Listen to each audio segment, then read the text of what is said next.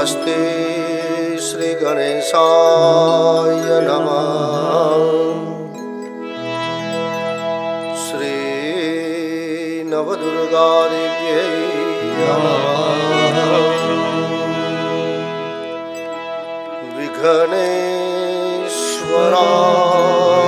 वरदा यशुरप्रियाय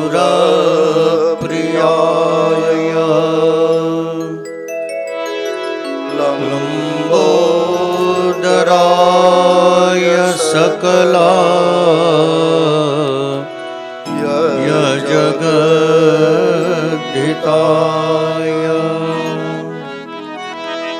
नागाननाय श्रुतिय विभूषिताय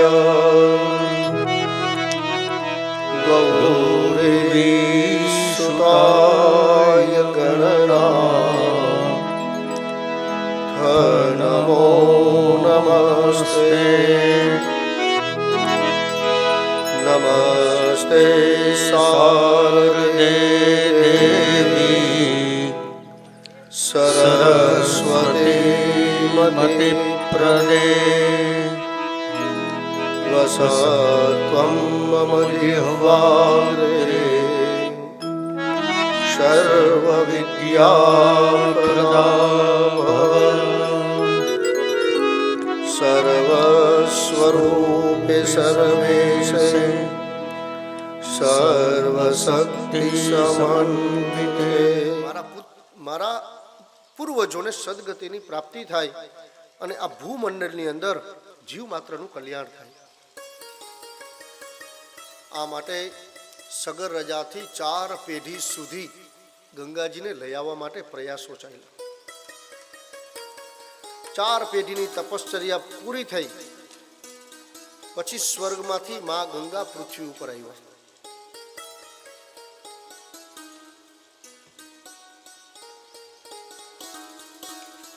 यावत भागीरथी गंगा यावत देवो महेश्वर। आ पृथ्वी ऊपर पावन में पावनकारी कोई तीर्थ हो तो गंगाजी। यावत देवो महेश्वर। आ पृथ्वी ऊपर देवना पण देव हो तो महादेव। यावत वेदाः प्रवर्तन्ते।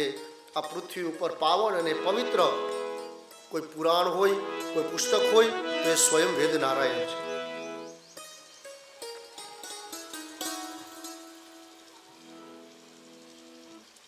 गंगाजी आवी गया न्याथी कार्य संपन्न थई जातुं। गंगाजी आव्या शिवनी जटानी अंदर जेटली पृथ्वीने जरूर छे तेटली शिवजीए गंगानी धारा आपी।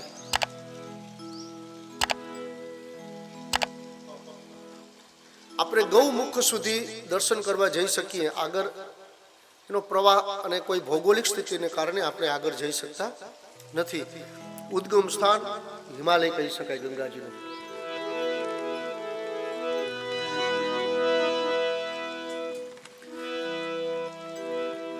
હવે જ્યાં 60,000 પૂર્વજોના અસ્થિઓ પડેલા હતા એ લઈ આવવા અશક્ય હતા એટલે ભગીરથે માને એવી પ્રાર્થના કરી કે માં આપ ત્યાં પધારો। આગળ ભગીરથ અને પાછળ ગંગાજી। ગંગાનો પ્રવાહ વહેતો થયો। અંગ અભિમાન ને આકાશેથી ઉતરી जी पड़ता धोधमार पानी जटामा गंगा जी अटवाणी।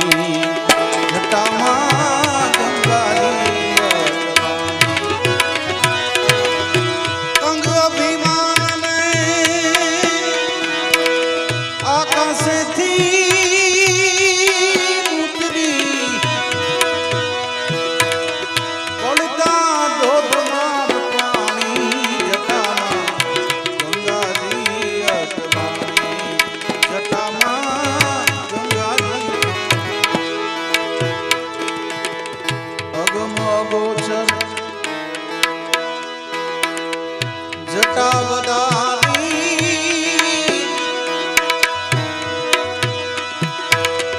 युगती सते नहीं जानी।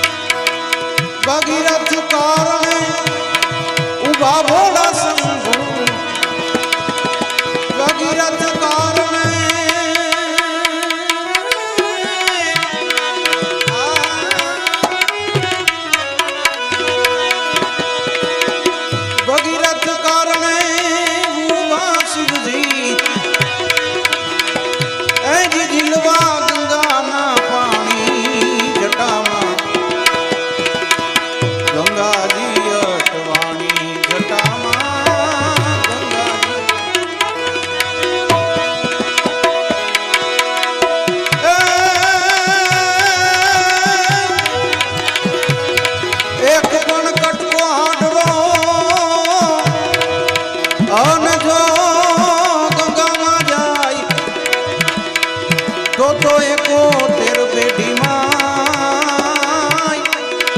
એ કોઈ દી ભૂતના સર્જે ભાગીરથી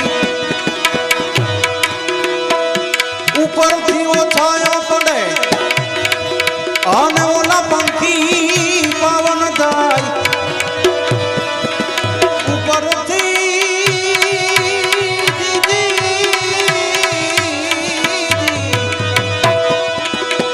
ઉપરથી ઓછાયો પડે અને ઓલા પંખી પાવન થાય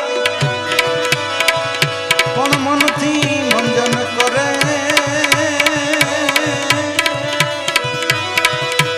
એ તો ભૂતના સર્જે ભાગીરથી એ તો ભૂતના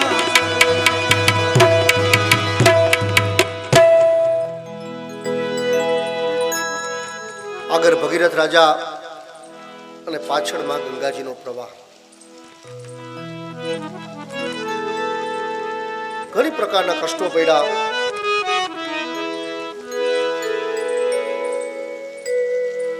રસ્તામાં જાનુ નામના ઋષિ આસન પાથરી એ નદીના કાંઠા ઉપર તપ કરતા હતા. અચાનક માં ગંગા આવ્યા. આ તો સાધનામાં હતા એટલે આસન ભીનું થઈ ગયું. આગળ આગળ ભગીરથ જાય છે. જાનુ ઋષિનું આસન ભીનું થયું એટલે એક ખોબો ભરી અને ગંગાજીનું પાન કરી ગયા. આખા ગંગાજી સમાઈ ગયા. બહુ આગળ નીકળી ગયા પછી ભગીરથને ખબર પડી આ તો ઋષિ પાછા સાધનામાં બેસી ગયા. પણ ત્યાં સુધી ગંગાજીનો પ્રવાહ જોયો, માટી ભીની થયેલી જોઈ નક્કી કર્યું કે અહીંથી કઈ ઘટના બની છે. પછી એની સાધના પૂરી ન થાય ત્યાં સુધી પાછા ભગીરથ હરિનું નામ લીધું.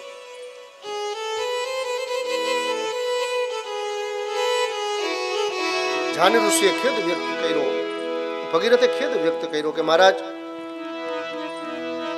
આ તો પાવનકારી ગંગા છે, ત્રિભુવન પાવન. આપણું આસન તો આનાથી પવિત્ર થયું. જાનુ ઋષિ કે મહારાજ વાત સાચી છે રાજન, પણ આપ જાતા હતા ત્યારે મને થોડુંક કેવું કહી જાવ તો કે ગંગાજી આવે તો હું આસન બદલાવો. હવે તો હું ગંગાજીનું પાન કરી ગયો. બહુ અતિ વિનંતી કરી ત્યારે પોતાના સાથળની અંદર કટારી મારી અને ત્યાંથી ગંગાજીનો પ્રવાહ વહેતો કર્યો. આને ત્યાંથી ગંગાજીનું બીજું નામ જાહ્નવી એવું પડ્યું, એટલે જાનુમાંથી પ્રવાહિત થઈ.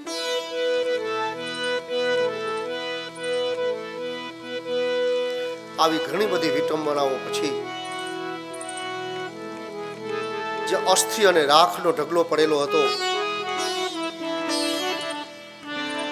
ત્યાં ગંગાજી પહોંચ્યા અને સગર રાજાના સંતાનોનો ઉદ્ધાર થયો.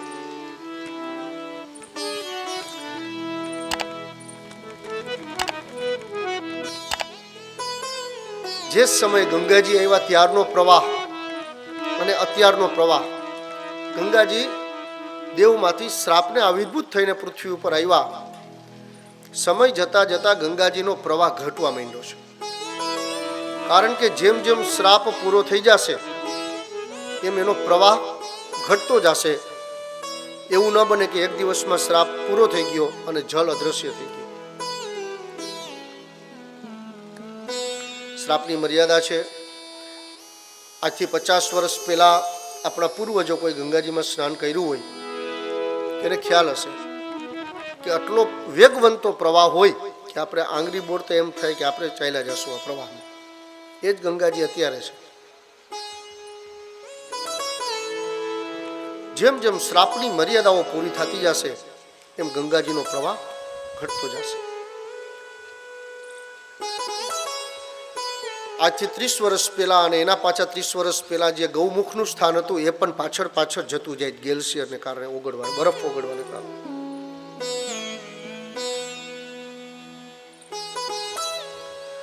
સરસ્વતી નદીનો શ્રાપ સમયાંતરે એ મર્યાદા ઓછી હશે, શ્રાપ પૂરો થઈ ગયો હશે એટલે લુપ્ત થઈ ગયા. સરસ્વતી લુપ્ત નથી પણ પાતાળની અંદર છે. એમાં તુલસીજી સ્વર્ગમાંથી શ્રાપિત થઈ અને વૃંદાના નામે આ પૃથ્વીજી પૃથ્વી ઉપર આવ્યા.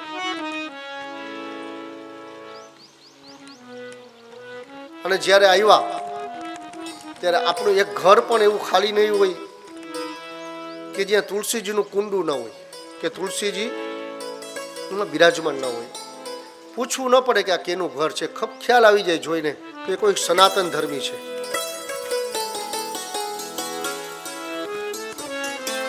કાળક્રમે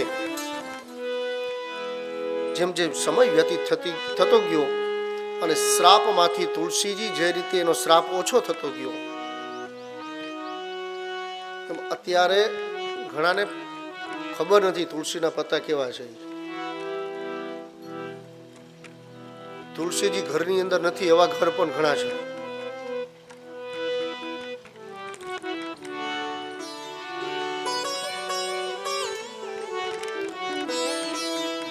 દુર્વા ધ્રોકર શું છે ખબર નથી આજના બાળકોને.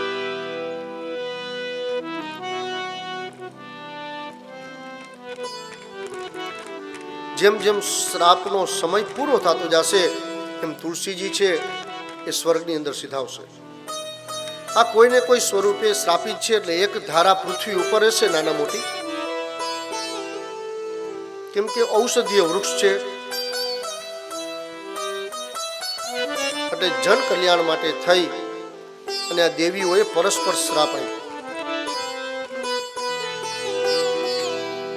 માતૃ શ્રાદ્ધ કરવા માટે આપ જે પાટણમાં જાઓ છો એ જે નદીનો પટ છે રેતી છે એની અંદર સરસ્વતી છે, ગુપ્ત સરસ્વતી. કપિલ મુનિનો આશ્રમ આ બધું ત્યાં છે.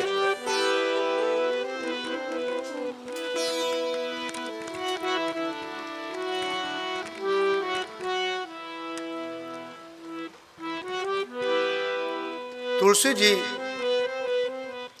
શ્રાપિત થઈને પૃથ્વી ઉપર આવ્યા.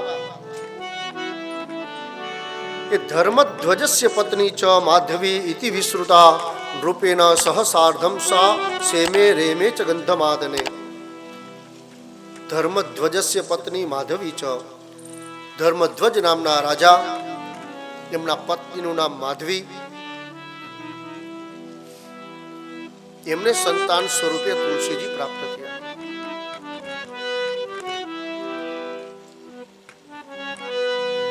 જન્મતાની સાથે માતા તુલસી વનની અંદર પિતાની આજ્ઞા લઈ અને ભગવાન નારાયણનું તપ કરવા માંડ્યા.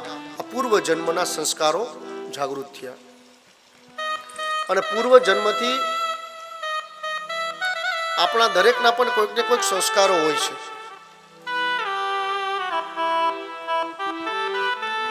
કે ઘણી વસ્તુ ઘણાને શીખવવામાં આવતી નથી, છતાં પણ કે વસ્તુ નાનું બાળક 2, 5 કે 15 દિવસમાં શીખી જતું હોય. આ છે પૂર્વ જન્મના સંસ્કાર.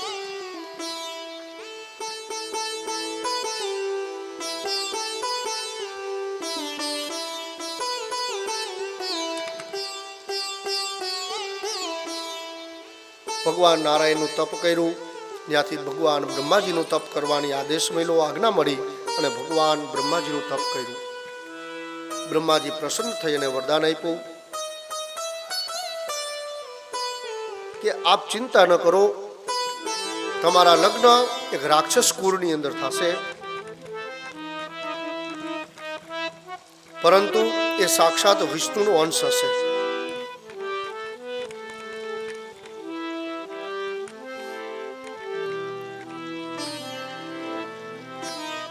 એ મૃત્યુ પછી ભગવાન નારાયણ આપણે પુનઃ પ્રાપ્ત થશે.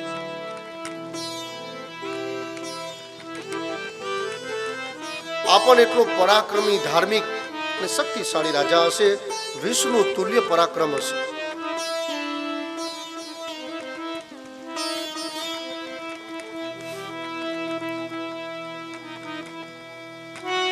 વરદાન અંશ રૂપે શંખચૂડ નામના રાક્ષસ સાથે માતા તુલસી એટલે એનું નામ વૃંદા હતું, એમાં લગ્ન થયા.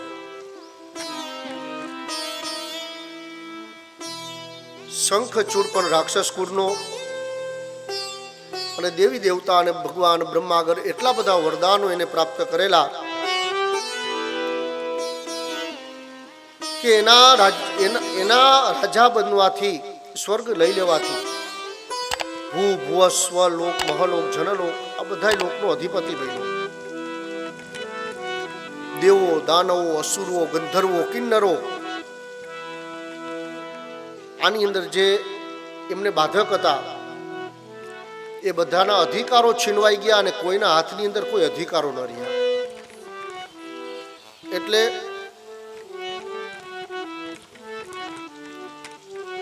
દેવતાઓ ખિન્ન થયા, સ્વર્ગનું આધિપત્ય અને અધિકારો રહ્યા નહીં. દેવતાઓ બધા સાથે મળી વિલાપ કરતા કરતા ભગવાન શિવજી આગળ ગયા. ત્યાંથી ભગવાન બ્રહ્મા અને પછી આખા દેવતાઓનું વૃંદ ભેગું થઈ અને ભગવાન નારાયણના સાનિધ્યમાં ગયા કે આ શંખચૂડ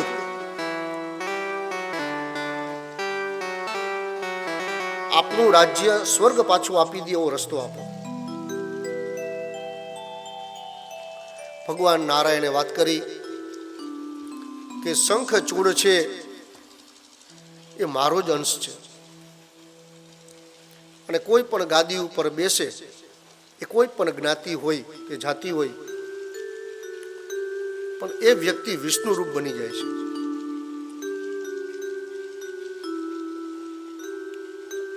આમાં તો પાછો વિષ્ણુનો અંશ હતો. પરાક્રમી શંખચૂડ ભગવાન વિષ્ણુ એક ત્રિશૂળ આપ્યું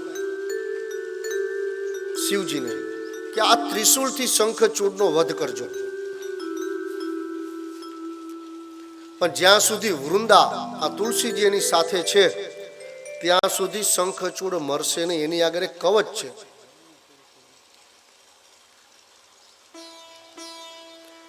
અને હું વૃંદાનું કપટ દ્વારા ચારિત્ર ભ્રષ્ટ કરીશ ત્યારે જ શંખચૂડ છે એ મૃત્યુ પામશે.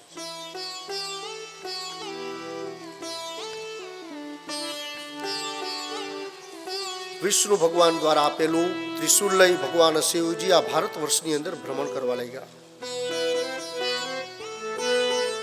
શંખચૂડના ગળામાં કવચ અને જ્યારે યુદ્ધમાં જવાનું થાય ત્યારે તુલસીજી એટલા પતિવ્રતા કે એક માળા બનાવી અને શંખચૂડને પહેરાવી. જ્યાં સુધી એ માળા અને કવચ એના ડોકમાંથી ન નીકળે ત્યાં સુધી આ બ્રહ્માંડની કોઈ પણ શક્તિ એને મારી શકતી નથી. આ પતિવ્રતા નારીની શક્તિ.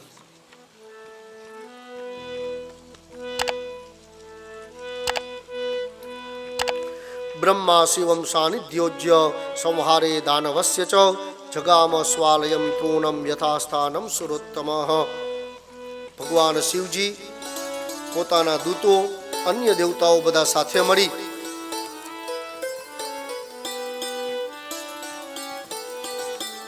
દૂતને આજ્ઞા આપી. પુષ્પદંતને શિવજી આજ્ઞા આપી કે તું જય અને શંખચૂડને સમજાવ કે રાજ્ય પાછું આપી દે અથવા યુદ્ધ માટેની તૈયારી કરે.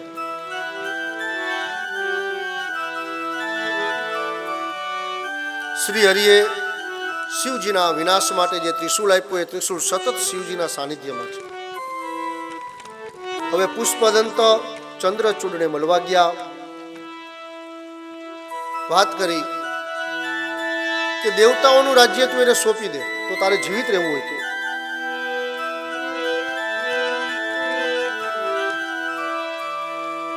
તારા મૃત્યુ માટે ભગવાન નારાયણે સ્વયં એક શિવને ત્રિશૂળ આપેલું છે.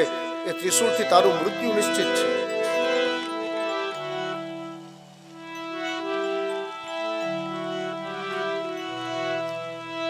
પુષ્પદંત ગંધર્વ અને ચંદ્રચૂડ આ બંને વચ્ચે બહુ લાંબી ચર્ચા ચાલી. કોઈ નિરાકરણ ના આવ્યું. પુષ્પભદ્ર નદીના કિનારે વટ વૃક્ષની નીચે ભગવાન શિવજી જટાધારી ગંગા મૃગ ચર્મ ગળાની અંદર સર્પ ધારણ કરી અને ધ્યાન અવસ્થામાં બેઠા છે. છેલ્લે ચંદ્રચૂડે એવું કીધું પુષ્પદંતને કે મારો જે નિર્ણય હશે તે અવાજના નાદથી સવારે આપને ખબર પડી જશે.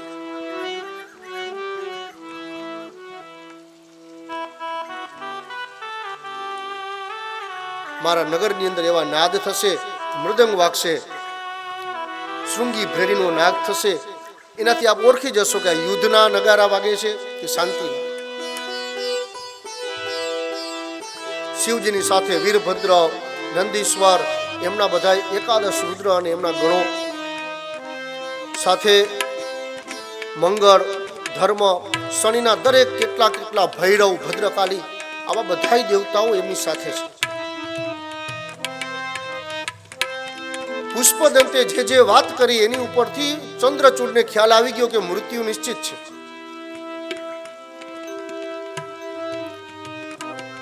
અને પોતે વિષ્ણુના અંશ છે એટલે આ માયા બધી જાણે છે.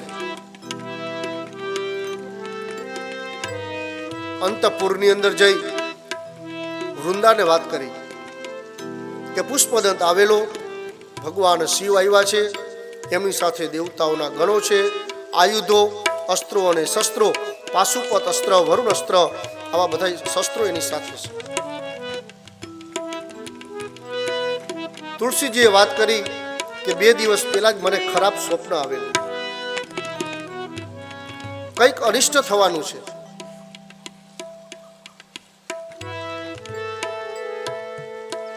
અને આ વસ્તુ બધાને લાગુ પડે છે કે જ્યારે જ્યારે આપણું કંઈ અનિષ્ટ થવાનું હોય ત્યારે આપણા ઈષ્ટ દેવતાઓ, આપણા કુલ દેવતાઓ કોઈ ને કોઈ રીતે આપણે સંકેત આપે છે.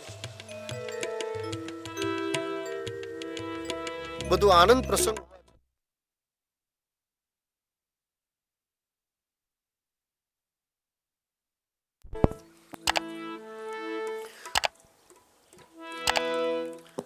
બધું આનંદિત વાતાવરણ હોવા છતાં આપણા મનને બેચેની ઉત્પન્ન થાય છે. અને હાથમાંથી દૂધ ઢોરાઈ જવું, પંખીઓ ન ખાવાની વસ્તુઓ આપણા ઘરની અંદર લઈ આવે, એક અલગ પ્રકારની વાસ એ આપણા ઘરની અંદર આવવા માંડે, આપણું મન બેચેન બને. આ બધા અનિષ્ટના લક્ષણો છે.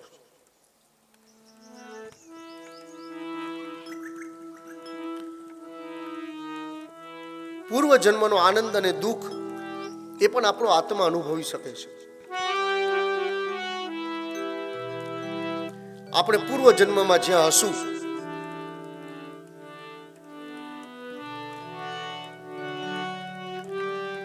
એ પરિવારના વ્યક્તિઓએ આપણા માટે કોઈ શ્રાદ્ધાદિક ક્રિયા કરી કે કોઈ ધર્મનું કાર્ય કર્યું કે આનું પુણ્ય એ અમારા પૂર્વજોને પ્રાપ્ત થાય,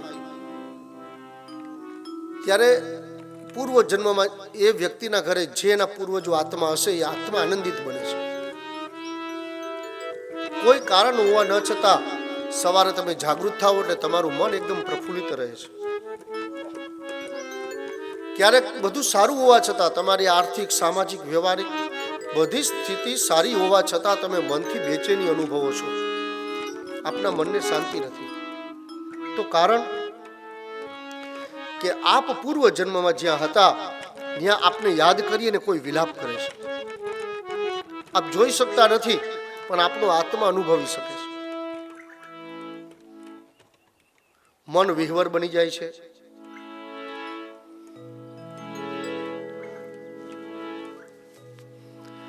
તુલસી દેવીએ પણ વિષ્ણુને પામવા માટે જ તપ કરેલું હતું અને એ જ નારાયણ પતિ રૂપે તને પ્રાપ્ત થશે અને એ જ વિષ્ણુનો અંશ એ હું જ હોઈશ એવું શંખચૂડે સમજાયું.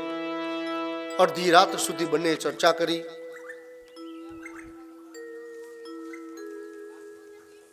કે ગોલોકની અંદર વૃંદાવન છે, દેવીએ ગોલોકમાં વૃંદાવનની અંદર તારું સ્થાન રહેશે અને હું પણ આ દાનવનું શરીર છોડી અને દિવ્ય લોકની અંદર આવીશ. દેવતાઓ, શિવજી, જે સાથે લઈને આવ્યા છે એમાં આપનું કલ્યાણ છે.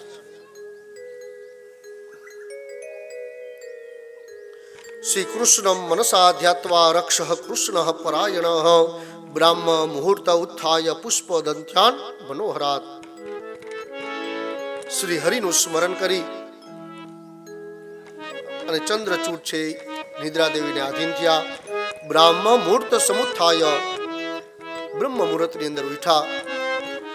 નિર્ભીકપણે પોતાનું જે કર્તવ્ય હતા એ નિત્ય કર્મ કર્યું. સવારે પુષ્પદંતને જવાબ આપવાનો હતો.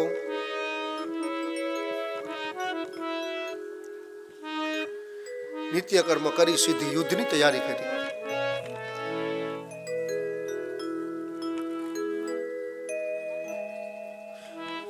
પુષ્પ ભદ્રાના તટે શંખ ચૂડે શિવજીને જોયા. પોતાનું વિમાન લઈ અને નીકળો.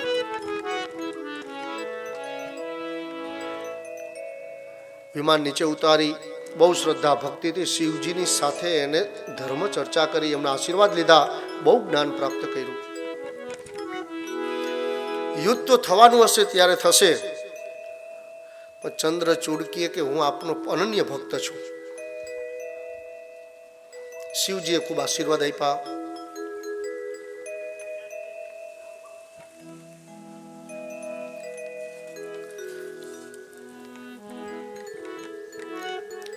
શિવજીએ ગ્લાનિપૂર્વક જણાવ્યું કે તમે પણ બધા બ્રહ્માના જ પુત્રો છો,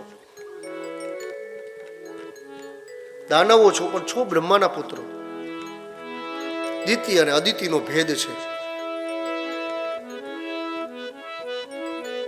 તમારી સાથે યુદ્ધ કરવું એ પણ મને સંકોચ છે.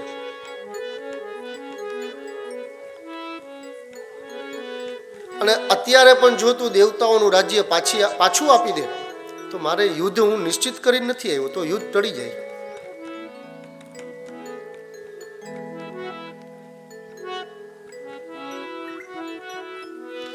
પણ શંખચૂડે યુદ્ધનો પ્રારંભ કર્યો.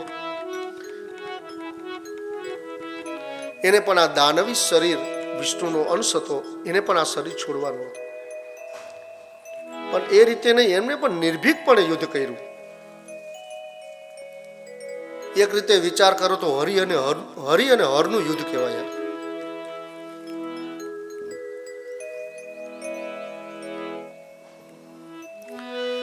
કાર્તવીર્યાર્જુનો નામ રાજા બાહુ સહસ્રવાન.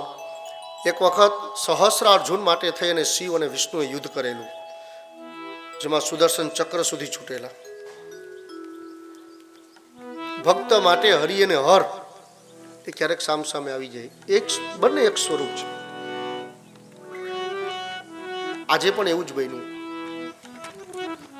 સૌથી પહેલા ચંદ્રચૂડે શિવજીને વંદન કર્યા, દંડવત પ્રણામ કર્યા કે પ્રભુ યુદ્ધ ભૂમિમાં છું, સામે અસ્ત્ર ઉપાડું તો એ દોષને ક્ષમ્ય કરજો.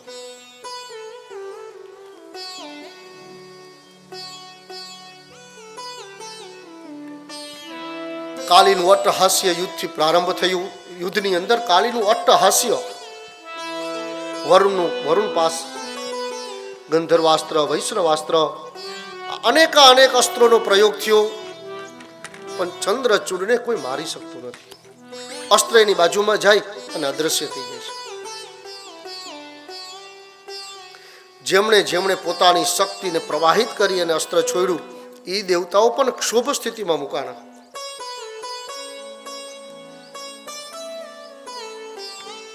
ભગવાન શિવે પણ પાશુપત અસ્ત્ર છોડ્યું, પણ શંખચૂડે દંડવત પ્રણામ કરી અને અસ્ત્રને વંદન કર્યા, એટલે સન્માનપૂર્વક એ પાછું શિવ આગળ વયું.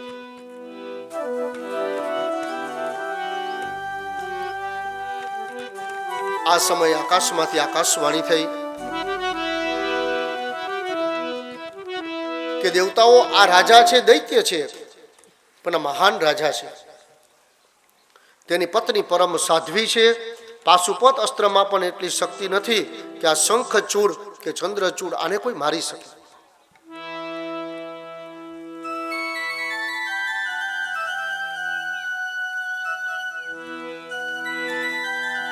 દેવતાઓને એવી વાત થયેલી કે આ યુદ્ધ પ્રારંભ કરશો એટલે નારાયણ કે હું આવીશ.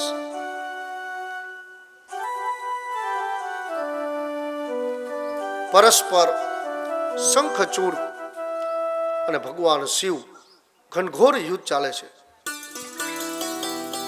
હવે જ એ સમયે શ્રી હરિ રણભૂમિની અંદર એક બ્રાહ્મણનું રૂપ લઈને આવ્યા. જ્યારે જ્યારે કોઈ પણ દેવતાઓને કોઈને છેતર્યા ત્યારે ઇન્દ્ર આદિ દેવતાઓ કે બીજા દેવતાઓએ લગભગ બ્રાહ્મણનું સ્વરૂપ લીધું છે. આ વેશભૂષા એવી છે કે કદાચ સરળતા રહેતી હશે.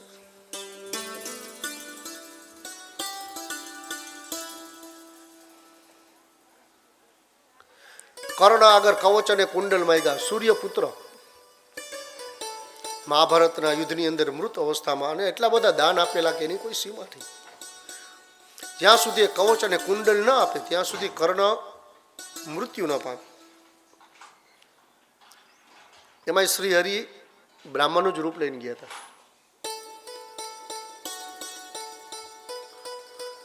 પણ કર્ણે એવું કીધું કે આપ છો તો કોક દેવ, પણ બ્રાહ્મણના રૂપે આવ્યા છો. ક્ષત્રિય ધોતિયું પહેરી લઈએ, ધોતી પહેરે તો વેશભૂષા કરી લઈએ, પણ કંઈક તો તફાવત રહેતો હશે. એટલે આ બધા પાછા ઓળખી પણ જાય છે કે કંઈક ભિન્નતા છે.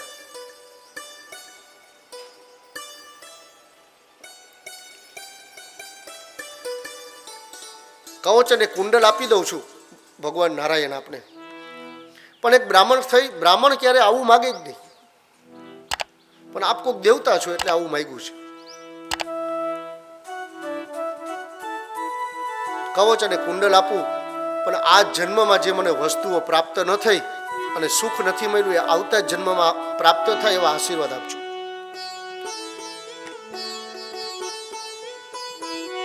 કવચ અને કુંડલ લેવા માટે નારાયણે સ્વીકાર્યું કે શું જોઈતા રહે.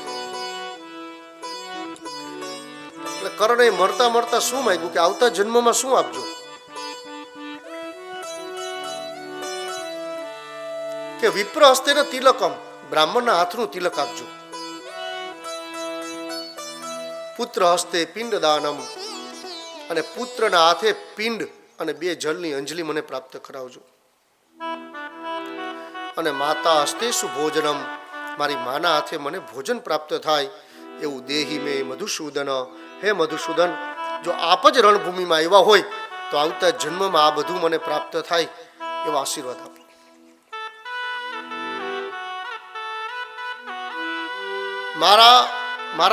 મારા માતાના લગ્ન થયા પહેલા મારો જન્મ થઈ ચૂક્યો હતો, એટલે મને ક્યારેય માતૃ પ્રેમ નથી મળ્યો.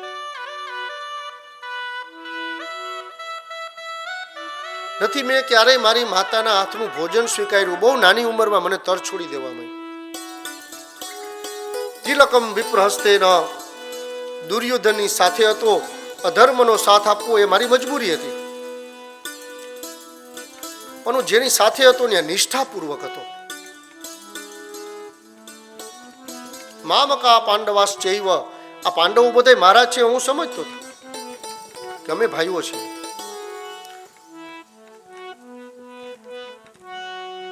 પણ હું મારી નિષ્ઠા એ દુર્યોધનની સાથે હતી, અને દુર્યોધન અધર્મય હતો એટલે કોઈ દિવસ બ્રાહ્મણથી આવ્યા નથી. એટલે બ્રાહ્મણના હાથનું તિલક મને ક્યારેય પ્રાપ્ત નથી થયું. પુત્ર હસ્તે પિંડદાનમ, હું જેમની સાથે હતો એ કૌરવોની અંદર કોઈ બચ્યું નથી. અને કદાચ કૌરવમાં કોઈ હોત તો પણ મને તૃપ્તિ ક્યાંથી થાય કે મારા તો કોઈ સંતાનો નથી.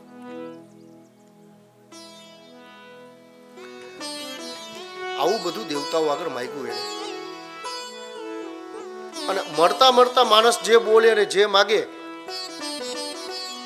એ બહુ વિચારેલી વસ્તુ હશે. સુખ અને વૈભવ નથી માંગ્યું. હવે અહીંયા પણ શંખચૂડ આગળ શ્રી હરિ આવ્યા, વૃદ્ધ બ્રાહ્મણના રૂપે આવ્યા. ઘડી 2 ઘડી માટે યુદ્ધ ઊભું રહી ગયું.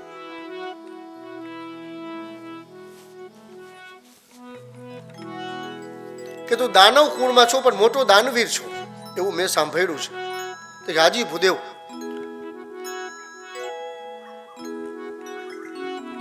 દાનનો એક સમય હોય અને સ્થળ હોય. છતાં પણ આપ યુદ્ધ ભૂમિમાં આવ્યા છો અને ભૂદેવ છો, અને સમય અને સ્થળે બ્રાહ્મણે જોવાનું હોતું નથી. આપ આજ્ઞા કરો.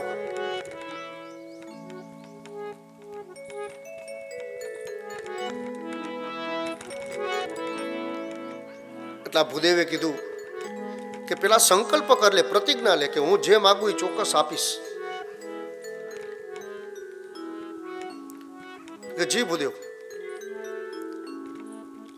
હાથ જોડી પ્રતિજ્ઞા લીધી કે આપ જે માગશો હું આપીશ, નિસંકોચ આપીશ.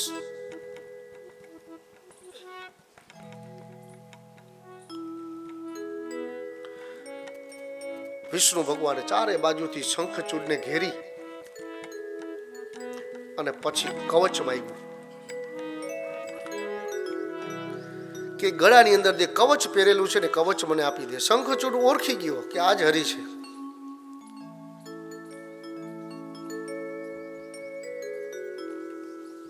બ્રાહ્મણ છું એટલે તારે મને મારું સન્માન કરવું જોઈએ, આ માળા મને પહેરાવી દે.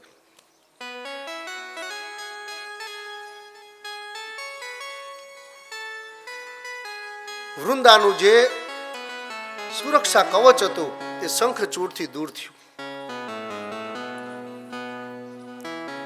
પણ હજી આ સ્ત્રી પતિવ્રતા હતી ત્યાં સુધી હજી શંખચૂડને કોઈ તકલીફ નથી. દેવતાઓ યુદ્ધ કરતા હતા છતાં એને કોઈ પરાજિત કરી શકતું નથી. અને શ્રી હરિ એ કવચ શંખચૂડ આગળથી કવચ લઈ અને તુલસી જતાની મેલમાં ગયા, પણ સ્વરૂપ લીધું શંખચૂડનું. આબેહૂબ સ્વરૂપ એટલે વૃંદાજી ઓળખી ન શક્યા. કપટ ભાવથી અંતપુરની અંદર હાસ અને વિલાસ કર્યા અને વૃંદાનો સતીત્વનો ભંગ થયો. એ જ સમયે ત્રીજા નેત્રથી શિવજીએ જોયું આ સમય છે. સીધું ત્રિશુલ હાથમાં લઈ અને શંખચૂડ ઉપર પ્રહાર કર્યો. સ્થિતિ સમય સંજોગો શંખચૂડ ઓળખી ગયો, હાથ જોડીને ઉભો રહી ગયો. મનની અંદર શિવ અને હરિનું સ્મરણ કરવા લાગ્યા. જેવું ત્રિશુલ અડ્યું રાખનો ઢગલો થઈ ગયો, ત્યાં જ ભસ્મ થયું. આ બધી વાત વૃંદા એટલે તુલસીજીને ખબર પડી. પોતે સ્વર્ગમાં ગયા શંખચૂડ.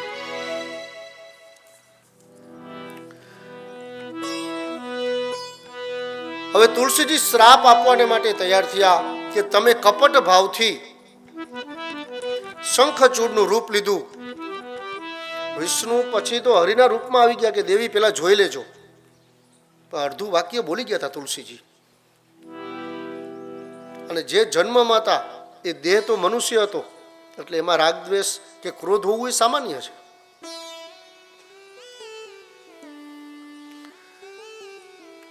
હરિ હોવા છતાં શંખચૂડનું સ્વરૂપ ધારણ કરી અને કપટ ભાવથી મારું સતીત્વ ભંગ કર્યું છે, એટલે હું તમને શ્રાપ આપું છું કે તમે પાષાણ રૂપ, પાષાણ એટલે પથ્થર, તમે પાષાણ રૂપ થઈ જશો.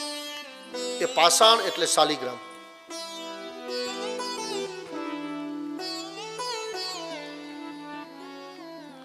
અનેક વરદાનો શ્રી હરિએ તુલસીજીને આપ્યા.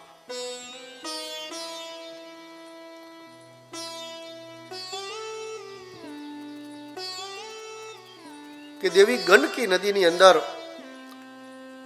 તું ગંડકી નદી રૂપે પ્રસિદ્ધ થઈશ અને હું એમાંથી જ નીકળેલો શાલિગ્રામ બનીશ.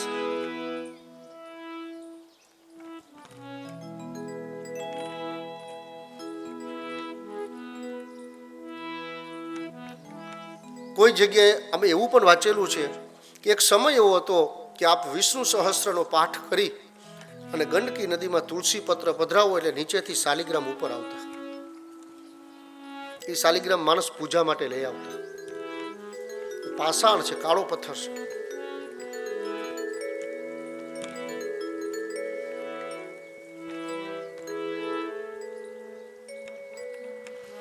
તું પૃથ્વીની અંદર વૃક્ષ રૂપે શોભાયમાન બનીશ. તારા સ્થાન નીચેની માટી, તારો પડછાયો, પાંદડા, ડાળખી આ બધું ખૂબ પવિત્ર થશે દેવી. અને એ પડછાયા નીચે જ મારો નિવાસ હશે. એટલે આપણે તુલસીની નીચે શાલિગ્રામની સ્થાપના કરીએ છીએ.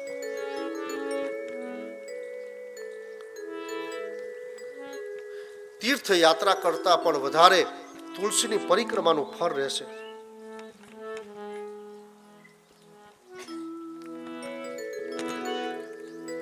દસ 10,000 ગૌદાન કરતા પણ કારતક મહિનાની અંદર સંપૂર્ણ માસ મને જો તુલસી પત્ર ચડાવશે તો એને ઉત્તમ ગોલોકની પ્રાપ્તિ થશે અને 10,000 ગાયોનું દાન કરેલું હોય એટલું પુણ્ય ઓછે પ્રયત્ને એને પ્રાપ્ત થશે. તુલસીજીના કાષ્ઠની માળા પહેરવાથી આ બધું વિષ્ણુ ભગવાને વરદાનો આપેલા છે કે દેવી તમારા કાષ્ઠની માળા પહેરવાથી ડગલે અને પગલે જીવ અશ્વમેઘનું પુણ્ય પ્રાપ્ત કરશે.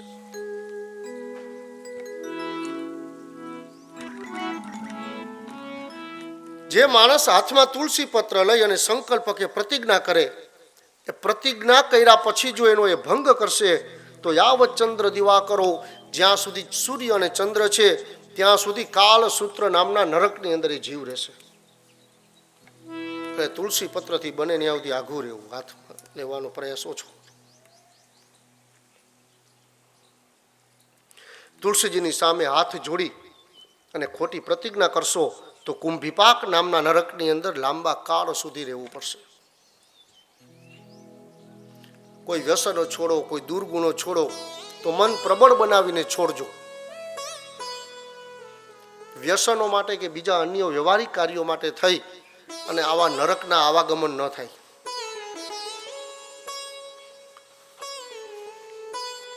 સ્નાન કર્યા વગર કોઈ જીવાત્મા તુલસીનું પત્ર છોડે છે તો એ વિષ્ણુનું મસ્તક છેદન કરે એટલું પાપ લાગશે.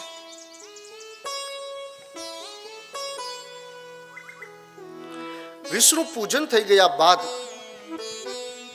આગલે દિવસે વિષ્ણુ નારાયણને શાલિગ્રામને જે તુલસી પત્ર આપે અર્પણ કરેલા છે એનો પ્રસાદ સ્વીકાર કરશો તો આધ્યાત્મિક અને ઔષધીય ગુણો તમારા શરીરની અંદર પ્રાપ્ત થશે.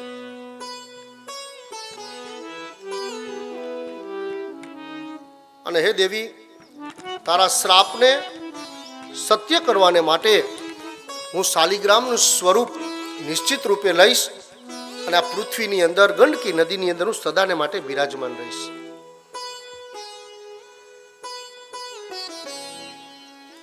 ગંડકી નદીને કિનારે મારું નિવાસ હશે. કરોડો કીડા પોતાના તીક્ષ્ણ દાંતથી એ પાષાણની અંદર મારી અંદર ચક્રના ચિહ્ન બનાવશે.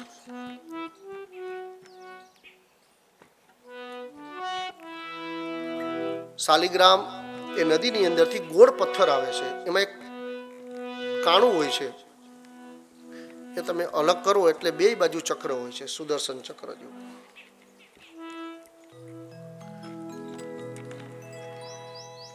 એ તો વિષ્ણુની માયા છે કે ઘણી બધી નદીઓ છે, બધામાં કીડાઓ જંતુઓ છે, પણ એ ગંડકી નદીની અંદરથી શાલિગ્રામ સુદર્શન ચક્ર સહિત નીકળે છે. ત્યાંની જે સ્થાનિક પ્રજા છે એ આ ગોળ પથ્થરને તોડી અંદરથી સોનું કાઢે છે, ત્યાંની આજીવિકા ચલાવે છે. શાલિગ્રામ અને સુવર્ણ આ બેનો સંસર્ગ અનાદિકાળથી ચાલ્યો આવે છે. આ સોનું કેટલી ગુણવત્તાનું છે એ શાલિગ્રામને સ્પર્શ થાય પછી સોની તમને કહી દેશે.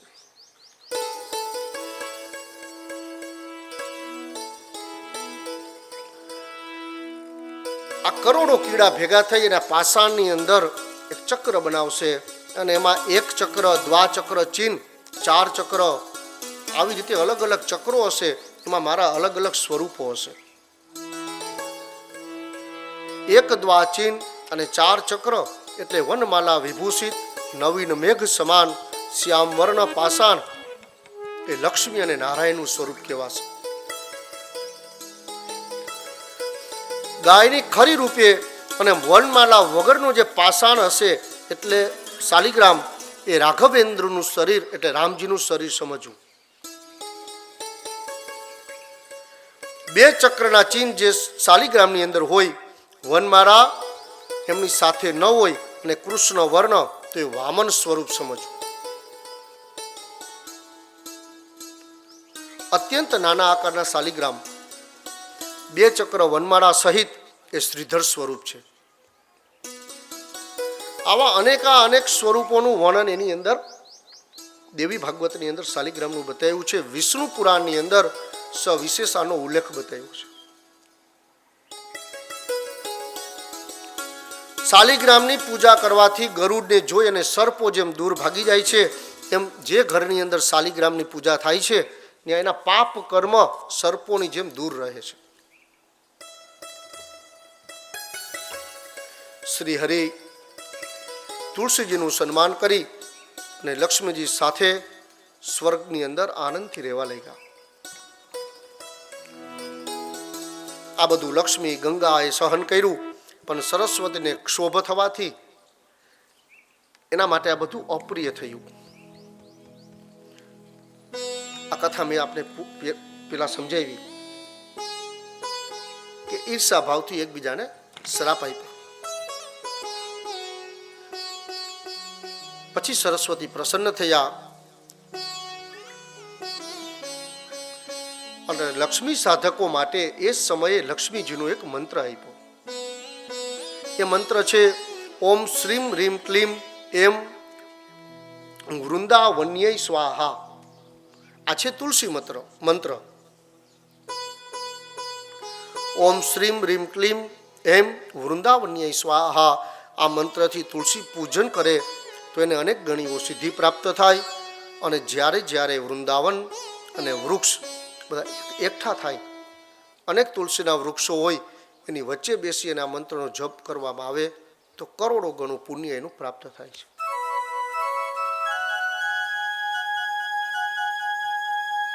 તુલસી પત્ર વિના શ્રી હરિ સ્વયં ક્યારેક પોતાનું ભોજન કરતા નથી, સ્વીકારતા નથી.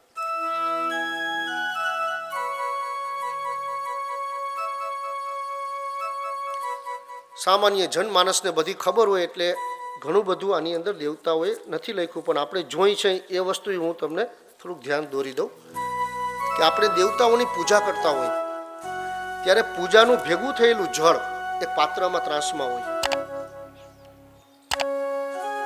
આપ અમને પૂછો કે આનું શું કરવું, તો અમે કંઈ કે બીજા કોઈ વૃક્ષમાં ચડાવી દો જે તમારા પગ નીચે ન આવે, અથવા ગૌશાળામાં ગાય બાંધો ત્યાં. પણ માણસ એ જળ તુલસીજીમાં ચડાવી દે છે. દૂધવાળું જલ હોય, ભગવાન હરિને નવરાવેલું જલ હોય, પણ સ્વયં શ્રી હરિ જેના પત્ર વગર ભોજન કરતા નથી એનું સ્નાનનું જલ એ તુલસીજી ક્યાંથી સ્વીકારે? તમે કેટલા અજાણતામાં પાપમાં પડશો.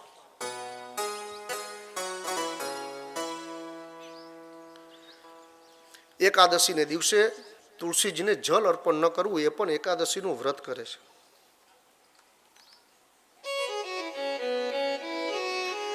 કારતક સુદ એકાદશીને દિવસે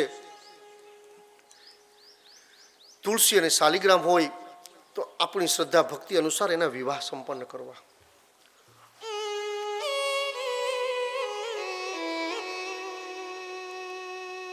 ઘણા મોટા મોટા પાપ કર્મ આપણે અજાણતામાં કરી નાખીએ છીએ.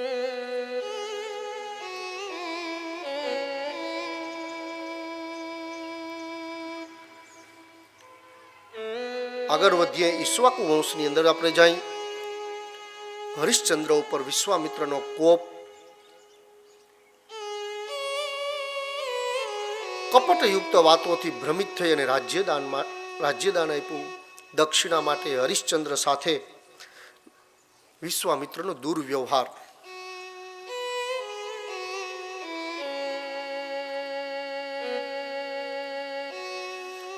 કે એક વખત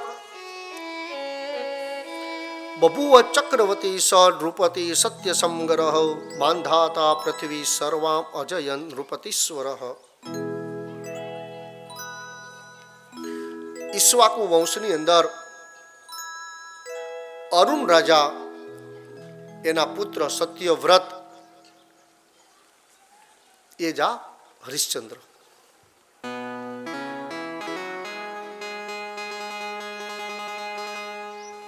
અરુણ રાજા ધાર્મિક અને ન્યાય પ્રેમી.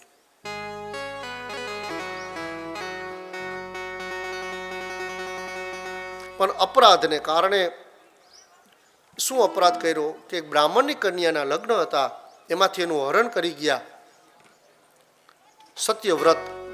એ અરુણ રાજાને પિતાને ગમ્યું નહીં, એટલે એને વનમાં રવાના કરી દીધો.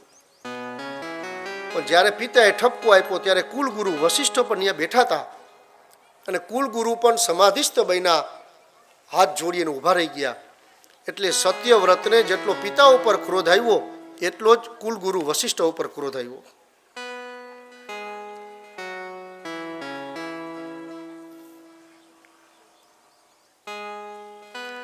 વનની અંદર જઈ રહેવા લાગ્યા.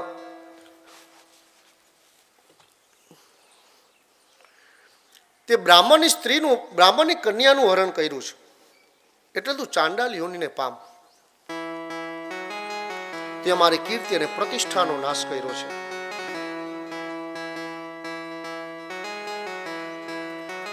પછી આપણે ગઈકાલની કથામાં જોયું કે એને ભગવતીનું આરાધન કર્યું.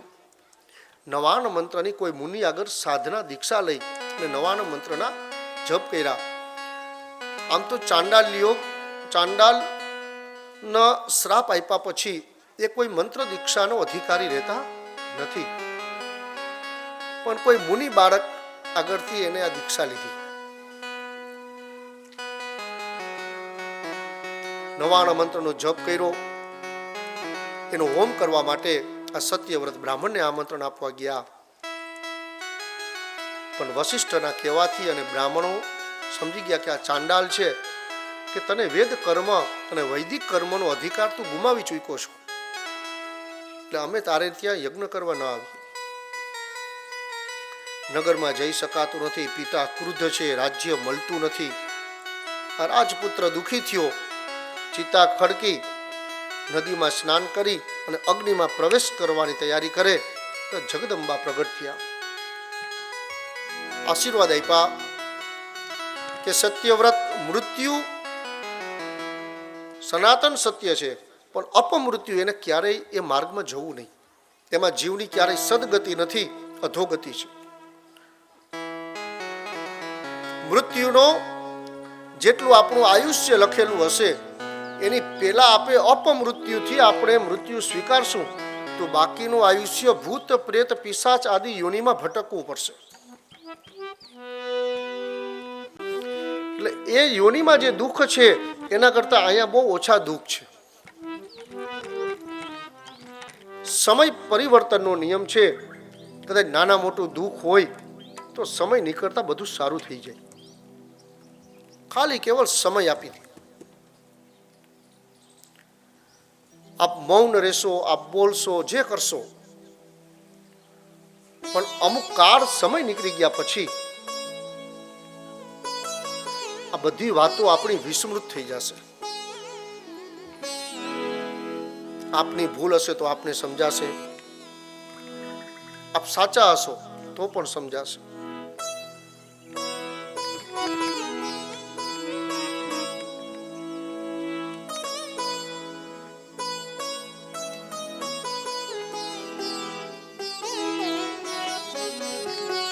થોડા સમય પછી જગદંબાએ આશીર્વાદ આપ્યા કે 3 દિવસની અંદર તારા પિતા મંત્રી તને અહીંથી લઈ જશે અને મારી સાધનાથી તારું ચાંડાલપણું છે એમાંથી તું મુક્ત થઈશ.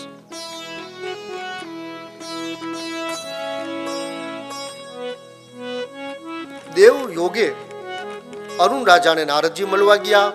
વાત કરી કે આપની ઉંમર મોટી થઈ છે, આપનું સંતાન ક્યાં છે? અરુણ રાજાએ બધી વાત કરી હતી કે આપને એકને એક સંતાન છે, એને પાછા બોલાવી લ્યો. હવે એની જે ભૂલ થઈ ગઈ એનું પ્રાયશ્ચિત થઈ ગયું છે. અયોધ્યાની ગાદી એ ઇક્ષ્વાકુ વંશ વગર યોગ્ય નથી.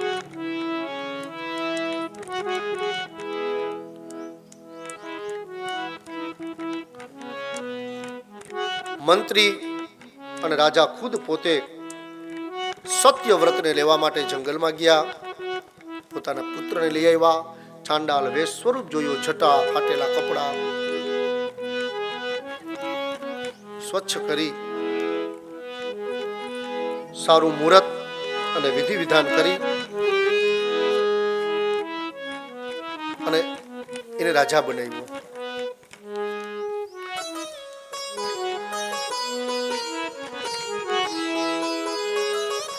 એક વખત અરુણ રાજાને એમ કે હવે હું ચિંતા મુક્ત છું, એટલે વનની અંદર હું તપશ્ચર્યા કરવા માટે જાઉં. વનમાં તપશ્ચર્યા કરવા ગયા અને 12 વર્ષ સુધી દુર્ભિક્ષ પડ્યો દુકાળ અયોધ્યામાં.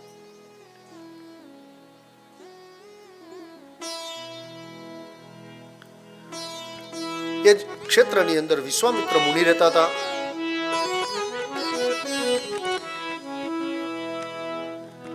એમના પત્ની કૌશિકી. વિશ્વામિત્ર મુનિ પણ તપ કરવાને માટે વનમાં જતા. એમનું તપ ઋષિનું પૂરું થયું એટલે નગરની અંદર આવ્યા અને કૌશિકીને મળ્યા કે દેવી, મારું તપ અને સાધના અધૂરી હતી એટલે હું આવી ન શક્યો, પણ 12 વર્ષ તે આ દુષ્કાળમાં કાઢ્યા કઈ રીતે? આપણા એટલા સંતાનો, આનું પાલન તે કઈ રીતે કર્યું?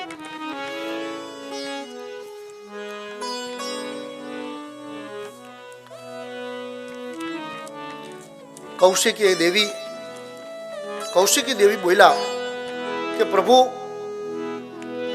તપસ્વી એવું બન્યું કે આ દુર્ભિક્ષની અંદર કોઈ જગ્યાએ અન્ન ને પાણી કોઈ વસ્તુ હતી નહીં. જે પણ કંઈ મળે એમાંથી થોડું થોડું ખાઈ અને જીવન વ્યાપન કરવું એ જ કર્મ રહી ગયું હતું મનુષ્યનું. 12 વર્ષ સુધી વરસાદ ન આવે એ સ્થિતિ આપણે સમજી શકીએ.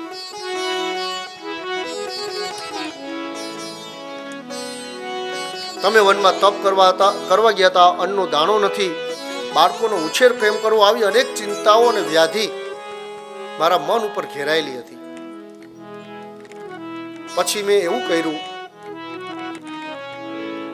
કે બીજા નંબરનો દીકરો, એના ગળામાં દર્ભની દોરી બનાવી, ડોકમાં દોરી બાંધી અને એનું ગામમાં આપણા નગરમાં વેચવા માટે ગઈ કે મારું સંતાન કોઈ લઈ લ્યો તો હું બાકીના સંતાનોને જીવિત રાખી શકું.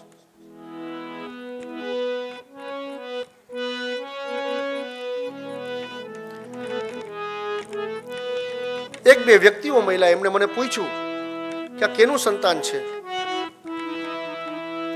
મેં વાત કરી કે હું વિશ્વામિત્રની પત્ની કૌશિકી છું.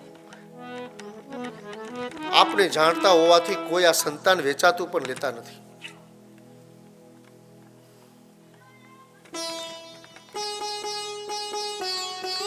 નગરની બહાર સત્યવ્રત રાજા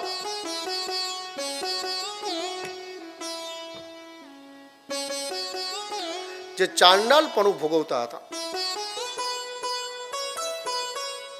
એમણે મને જોયા.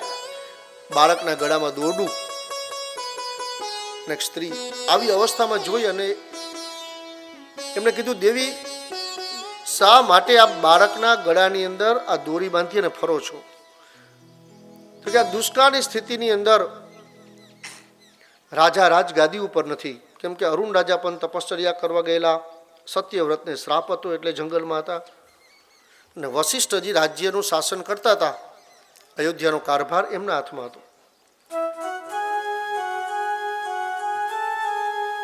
પણ યોગ્ય મુલાકાતનો અભાવ. સત્યવ્રતે ચાંડાલ યોનિમાં હતો. એક કામ કરો, આશ્રમની બહાર એક વૃક્ષ છે, કાયમ હું થોડું થોડું માંસ ત્યાં ટીંગાડીશ, તમે તમારી રીતે ત્યાંથી લઈ જાજો અને તમારા બાળકોનો ઉછેર કરજો.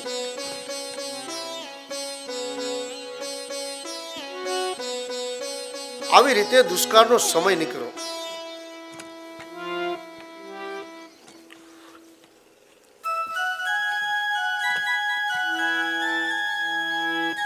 તમારા પતિ ન આવે ત્યાં સુધીની વ્યવસ્થા હું આ રીતે તમને કરી આપું છું.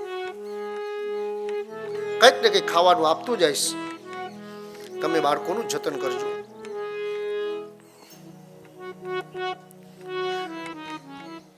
કૌશિકીએ બાળકના ગળામાંથી દોરડું છોડી અને બાળકને મુક્ત કર્યું. જે બાળક વચ્ચેના બીજા નંબરના સંતાનમાં બાળકમાં જે ગળામાં દોરડું બાંધેલું હતું, એ બાળક મોટા થઈ અને ગાલવ કહેવાના.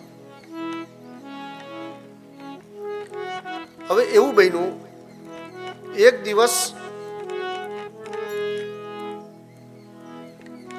કોઈ પશુ એને મળ્યું નહીં. આ તો ચાંડાલ હતા, એમને ખબર નહીં કે આ વશિષ્ઠજીના આશ્રમની ગાય છે. પોતા માટે નહીં પણ આ સંતાનો, વિશ્વામિત્રના સંતાનો માટે એને એક દૂધની ગાયની હત્યા કરી. આનો ખ્યાલ વશિષ્ઠજીને આવ્યો.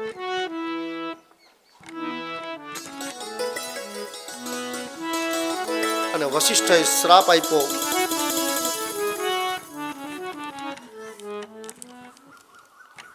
કે તે દૂધની ગાયને વનની અંદર મારી અને બહુ મોટો અપરાધ કર્યો છે.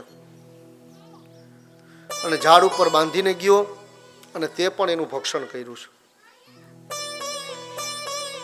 ગાયની હત્યા કરવાથી અને બ્રાહ્મણની સ્ત્રીનું તું હરણ કરી ગયો તો એનાથી, અને પિતાના ક્રોધથી તને જે શ્રાપ મળ્યો, આ ત્રણેયના કારણથી તારા માથામાં 3 શંકુ થશે, એટલે તું ત્રિશંકુ કહેવાઈશ. 3 શંકુ એટલે ખીલા, શંકુ એટલે ખીલા.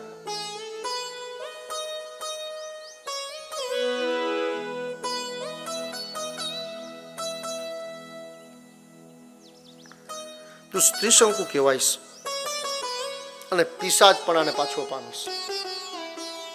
શ્રાપ મળ્યા બાદ વનની અંદર મુનિ બાળકની પાસેથી દીક્ષા લઈ નવાના સાધના કરી, પુનઃ દેવીનું આરાધન કર્યું.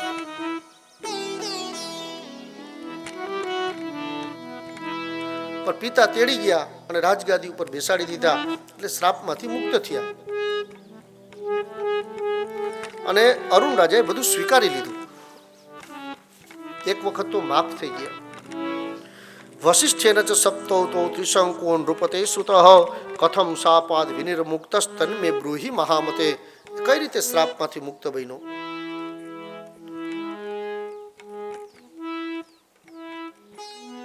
તો એ વાત આપણે સાંભળી કે ચિત્તા ગોઠવી, અગ્નિ માતાજી દર્શન આપ્યા, પ્રગટ થયા.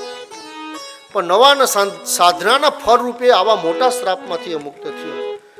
તો વિચારો કે નવાના મંત્રની અંદર કેટલી અદ્ભુત શક્તિ હશે કે જાણી જોઈ વિચારીને આપેલો શ્રાપ એમાંથી પણ આ મુક્ત થયો.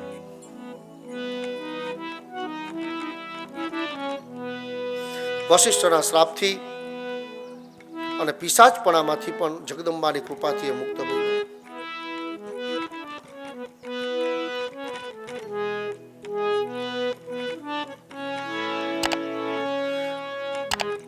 ભગવતીના નિત્ય આરાધન કરવા લાગ્યા. રાજ્ય ગાદી એને પ્રાપ્ત થઈ.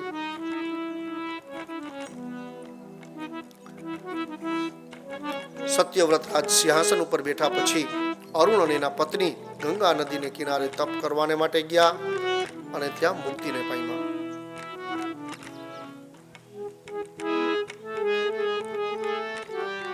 સમય જતા હરિશ્ચંદ્રએ તે હરિશ્ચંદ્રને રાજકાર્ય સોંપી અને એક વખત આ સત્યવ્રતને સ્વર્ગની અંદર પોતાનું શરીર લઈને જવાની ઈચ્છા થઈ કે આ શરીર લઈને સ્વર્ગે જવું છે.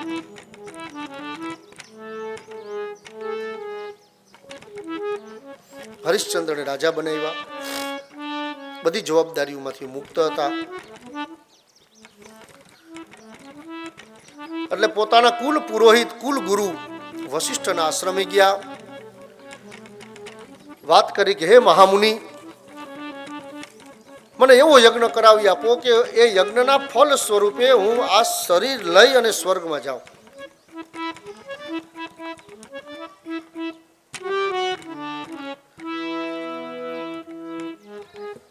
વશિષ્ઠ કે એવું અસંભવ નથી, પણ એ પ્રકૃતિના નિયમથી વિરુદ્ધ છે. જો સદેહ શરીર લઈ અને માણસો સ્વર્ગમાં જશે તો સ્વર્ગ અને પૃથ્વી આનો કોઈ ભેદભાવ નહીં રહે.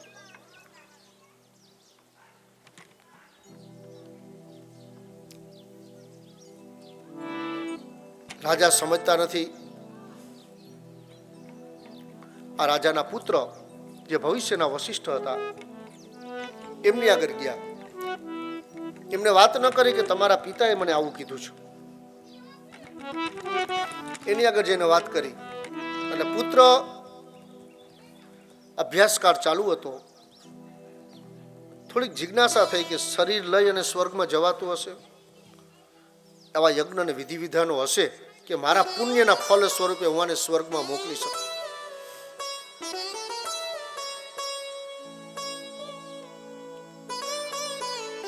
એટલે વશિષ્ઠ પુત્રે પૂછ્યું કે મહારાજ, તમે કોઈ વડીલ બ્રાહ્મણોને મળેલા છો? આના વિશે કંઈ જ્ઞાન લીધું છે? કે હું આપના પિતાને જ મળેલો હતો, એમણે મને ના પાડી.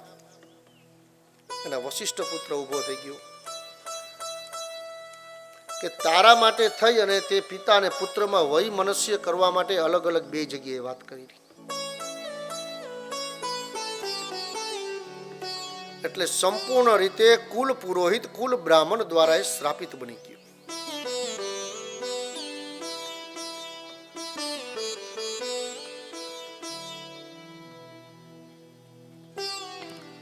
અને હું તને શ્રાપ આપું છું.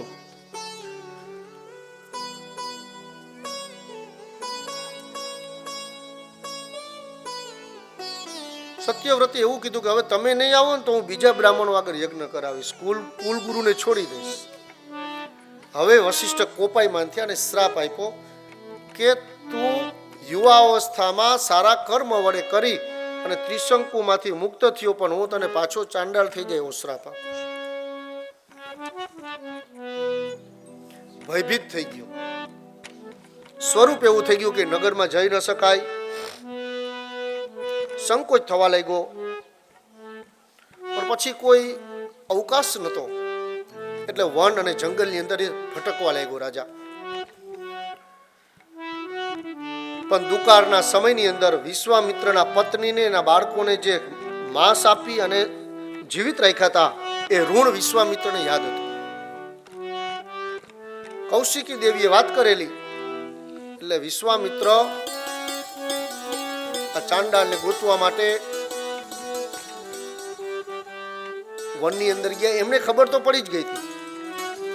તપ કરીને પાછા આવતા હતા એટલે આ ચાંડાળ એની ઝૂંપડીમાં હતો અને રાક્ષસ જેવી આકૃતિ હતી. વિશ્વામિત્રને ભૂખ લાગી એટલે ઓરડીમાં જોયું, કઈ હતું નહીં, પણ એક શ્વાનનું માંસ રાંધેલું એ ટોપિયામાં પડ્યું હતું. એ ટોપલી જોઈને વિશ્વામિત્રને દુર્ગંધ આવી એટલે ત્યાંથી નીકળી ગયા. પણ ચાંડાલે કીધું કે તપસ્વી આપ એનો સ્વીકાર ન કરશો, હમણાં બાળકોને એક સ્ત્રી આવશે ને લઈ જશે, એના માટે છે. અને કૌશિકીએ વાત કરી કે ચોક્કસ આજ સત્યવ્રત રાજા છે.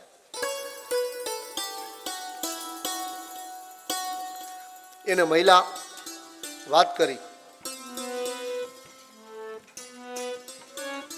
કે તું ચિંતા ન કરતે, દુષ્કાળના વર્ષની અંદર મારા સંતાનો માટે તું ઉપયોગી બન્યો છો.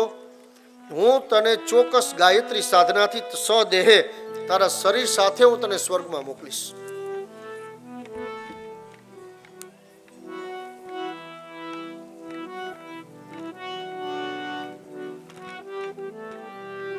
હવે વિશ્વામિત્ર તો આટલા વર્ષો સુધી સાધના કરીને આવેલા હતા.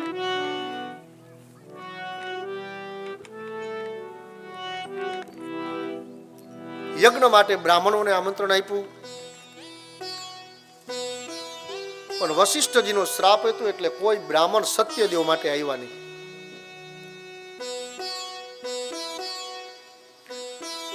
સત્યદેવ માટે કોઈ બ્રાહ્મણો ન આવ્યા એટલે વિશ્વામિત્રએ પોતાની કરેલું સાધનાનું બળ એના ફલ સ્વરૂપે આ ત્રિશંકુને ઉપર જળની અંજલિ છાટી અને ખેચર વિદ્યા દ્વારા સ્વર્ગની અંદર સદેહે રવાના કર્યો. આકાશની અંદર ઉડવા માંડ્યો.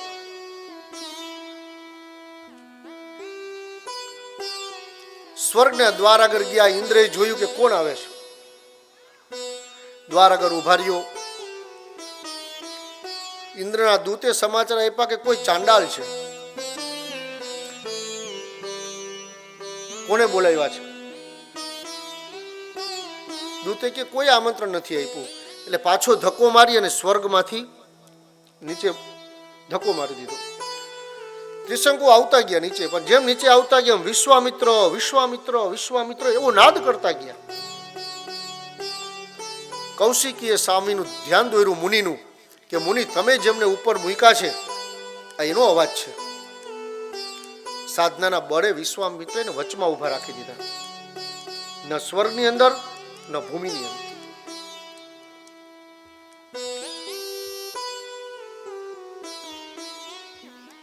ઇન્દ્રને વાત કરી કે આ ત્રિશંકુને એક વખત તું સ્વર્ગમાં જગ્યા આપી દે. કારણો ઘણા બધા હતા. સત્યદેવ આનું પાલન કર્યું પરિવારનું, એક એવું હતું. બીજું એવું હતું કે વિશ્વામિત્ર અને વશિષ્ઠને કોઈ તકલીફ નથી, પણ વિશ્વામિત્રને મનથી થોડુંક વશિષ્ઠજી પ્રત્યે દુઃખ હતું. એટલે કુલ ગુરુનો અપમાન કરવાને માટે એને ત્રિશંકુને સ્વર્ગમાં મોકલવો હતો. પરસ્પર વૈરભાવ હતો થોડો. ઇન્દ્રને બોલાવ્યા વિશ્વામિત્રજીએ કે આ એકને લઈ જા, તો મારે બીજા માર્ગ ઉપર ન જવું. ઇન્દ્ર માયના નહીં. એટલે વિરુદ્ધ સૃષ્ટિ ઉત્પન્ન કરતા વિશ્વામિત્ર ઋષિ હાથમાં જળ લઈ અને સંકલ્પ ચાલુ કર્યો કે ઇન્દ્ર તું એક વખત વિચારી લે, તું ભૂલ કરે છે. હું એવું સ્વર્ગ બનાવીશ માયાથી કે પૃથ્વી ઉપરના મનુષ્ય ભૂલી જશે કે સાચું સ્વર્ગ તારું છે. મારા સ્વર્ગની કામના માટે દાન પુણ્ય અને તપશ્ચર્યા કરશે. ઇન્દ્રે વિચાર્યું આવું થોડું હોય. ત્રિશંકુને મધ્ય ભાગમાં ઉભા રાખ્યા અને વિશ્વામિત્રએ પોતાની તપો બળ વડે કરી અને એક અલગ સ્વર્ગની રચના કરી,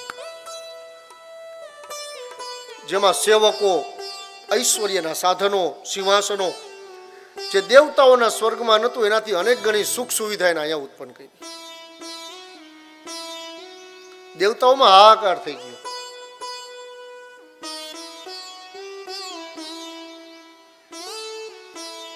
કોઈ મોટું બિલ્ડિંગ બનેલું હોય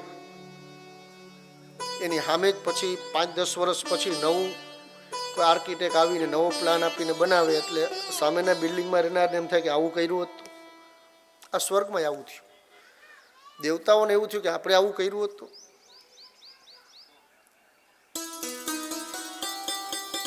એ સ્વર્ગના રાજાને બનાવ્યો ત્રિશંકુને કે તું આનો રાજા, આનો ઇન્દ્ર તું. અને આ દેવતામાંથી કોઈ હેરાન કરે એટલે મને અવાજ આપજે.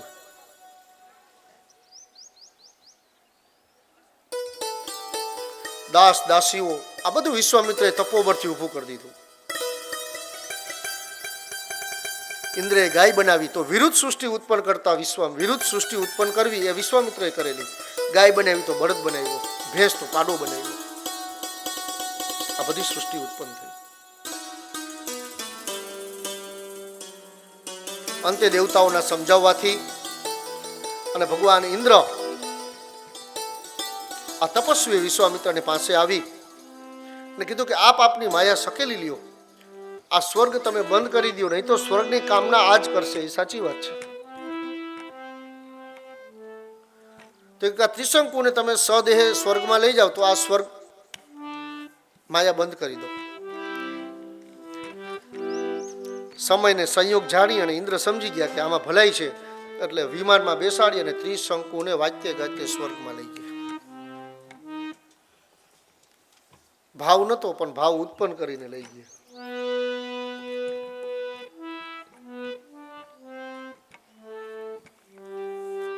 પછી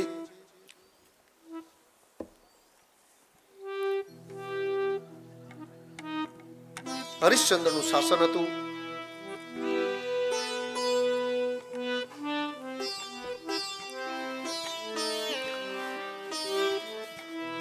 હરિશ્ચંદ્રના શાસનની અંદર સુભિક્ષ સારો સમય વ્યતીત થયો રાજ્ય માટે.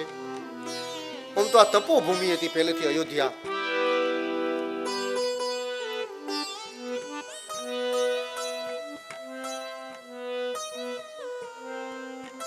એક રાજાને પણ ત્યારે ખબર પડી કે ફરતા ફરતા પોતાની સરહદ ભૂલી ગયા અને ભૂલથી એને બાણ છોડ્યું અને અયોધ્યાની ભૂમિની અંદર સરયુ નદીને કાંઠે ગાયને લાગી અને ગાય મૃત્યુ પામી. રાજા સત્યવાદી હતો એને અયોધ્યાવાસીને ઊભા રાખીને કીધું કે રાજમહેલ ક્યાં છે, હું ત્યાં જાઉં, આપનો રાજા જે દંડ આપે દંડ સ્વીકારી લઉં, તો હું આ ગૌહત્યાના પાપમાંથી મુક્ત બનું. પણ આ અયોધ્યા નગરીનો સામાન્ય માણસ કે આટલી નાની નાની વાત માટે રાજા આગળ જવાનું ન હોય. અત્યારે ગૌહત્યા થઈ જાય તો આટલું છે, તો એ સમયમાં કેટલું હશે પાપ. એને સરયુ નદીમાંથી જળ લઈ શ્રી રામનું સ્મરણ કરી અને ગાય ઉપર જળ છાંટ્યું એટલે ગાય ઊભી થઈને હાલવા માંડી. આ પુણ્યનું ફળ હતું અયોધ્યા ભૂમિનું, સરયુ નદીનું પુણ્ય.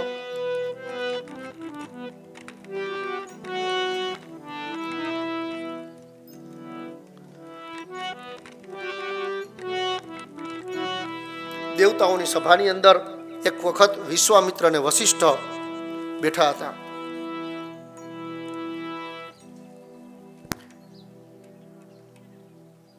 એમાં ચર્ચા કરતા કરતા વશિષ્ઠના અંગૂઠા, પગના અંગૂઠા ઉપર ચંદન ને ચોખા જોયા. એટલે ઇન્દ્રની હાજરીમાં વિશ્વામિત્રએ પૂછ્યું કે બ્રહ્મર્ષિ કોની પૂજા કરે, કોને પૂજા કરી છે અત્યારે આપની?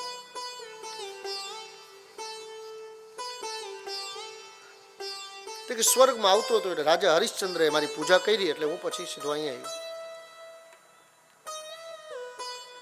હરિશ્ચંદ્રના વખાણ કર્યા કે એના જેવો કોઈ સત્યવાદી નથી, એના જેવો કોઈ દાનવીર નથી, એને જે રાજસૂય યજ્ઞ કર્યા અસંભવને શક્ય બનાવી દીધું છે.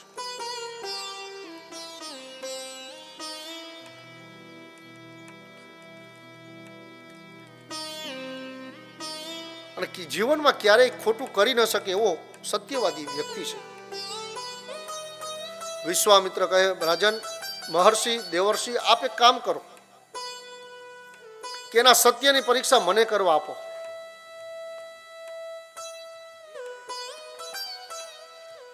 એમના સત્યની પરીક્ષા મને કરવા દે. વશિષ્ઠ કે ચોક્કસ સત્ય છે, સત્યને સત્યની જરૂર ન હોય. વશિષ્ઠ બધું જાણતા હતા, ના પાડી. પણ વિશ્વામિત્રએ બહુ આગ્રહ કર્યો એટલે કાંઈ વાંધો નહીં, તમે પરીક્ષણ કરી લ્યો.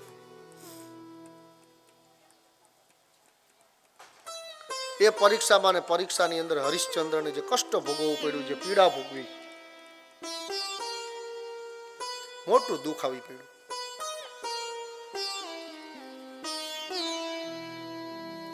એક વખત રાજા હરિશ્ચંદ્ર શિકાર કરવા માટે વનમાં ગયા. વનની અંદર એક સ્ત્રી રડતા જોઈ. આ બધું વિશ્વામિત્રએ ઉપાર્જિત કરેલું હતું, આમાં કઈ એક માયા જ હતી. ખૂબ રડે છે. હરિશ્ચંદ્ર પૂછે, દેવી શા માટે રડો છો, શું તકલીફ છે? આગળ એક મુનિનો આશ્રમ છે અને મુનિના આશ્રમની અંદર એ તપસ્વી તપ કરે છે અને એને મને કેદ કરી રાખી છે.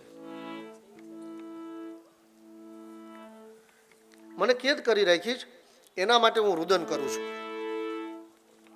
કાંઈ વાંધો નહીં, અત્યારે હું રાજા છું, હું જાઉં છું એમની આગળ.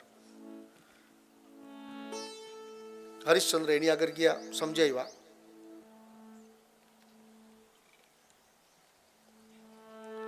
કે તપસ્વી, આપ જેનું સાધન કરો છો, આપ જે કામના માટે અનુષ્ઠાન કરો છો, એ કદાચ દેવી દેવતાઓ આપે એવું જ નહીં, પણ હું આપું તોય ચાલે, આપ સ્વીકારી લ્યો. પણ તમે આમ અનુષ્ઠાન બંધ કરી દો.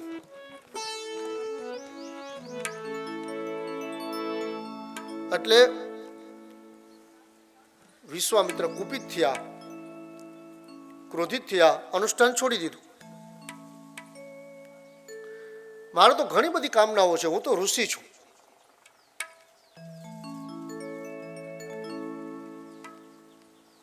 પણ તમે જો આપવા માંગતા હોય, તમે જો આપવા માંગતા હો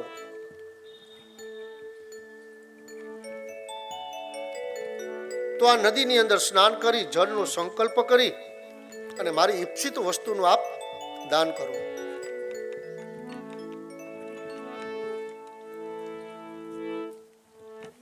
આપ ઈપ્સિત વસ્તુનું દાન કરો. નદીમાં સ્નાન કર્યું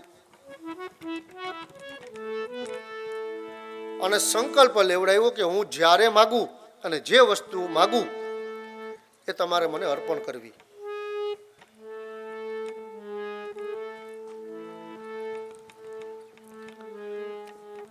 હરિશ્ચંદ્રે સ્વીકાર્યું કે ચોક્કસ એ વસ્તુ તમે જ્યારે માગશો. અત્યારે તો હું જંગલમાં છું અને હું આવ્યો છું એક સુવરને મારવા માટે કે આખો બગીચો અને અયોધ્યાની અંદર મોટા મોટા ઉત્પાતો મચાવ્યા છે. વિશ્વામિત્ર આ બધું જાણતા હતા કે આ મારી જ માયા છે. રાજમહેલમાં ગયા.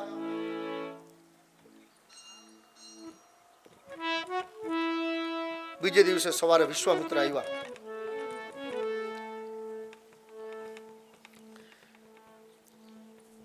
આ મારો પુત્ર છે અને 10 વર્ષની મારી કન્યા છે.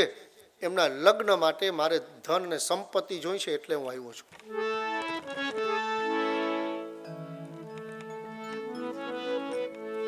હરિશ્ચંદ્ર તૈયાર જ હતા. સોના મોહર હીરા ઝવેરાત હાથી ઘોડા જે માગો એ રાજ તપસ્વી આપને માટે બધું ખુલ્લું છે. સ્વીકારો આપ.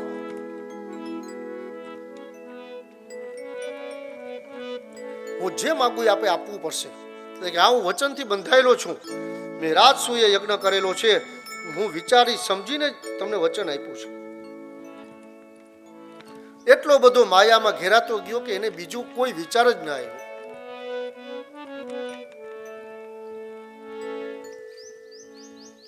હવે વિશ્વામિત્રએ માંગ્યું કે મહારાજ રાજન આ નગર આ રાજ્ય આપનું મહેલ સોના મોહર હીરા ઝવેરાત આપ સિવાય બધું મને દાન આપો. તમે અને તમારો પરિવાર એ દાનમાંથી બાકા. સીધી હા પાડી દીધી. હા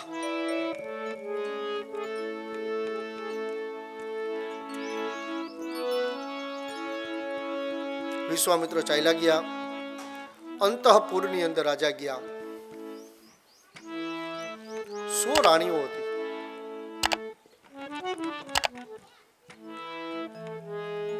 ચિંતાગ્રસ્ત એનું મુખમંડળ જોયું.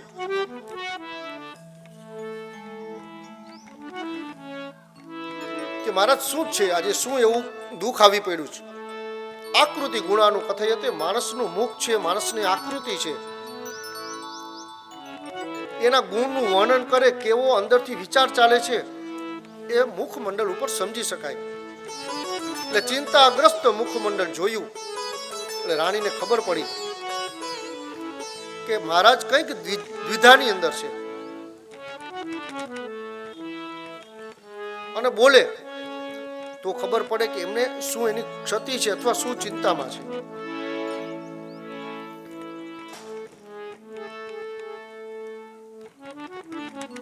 બહુ વિચાર્યા પછી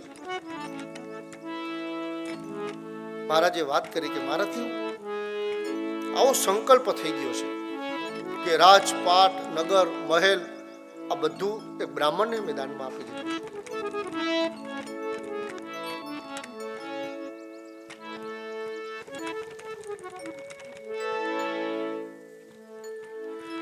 થોડોક સમય માગેલો હતો એટલે વિશ્વામિત્ર ન આવ્યો.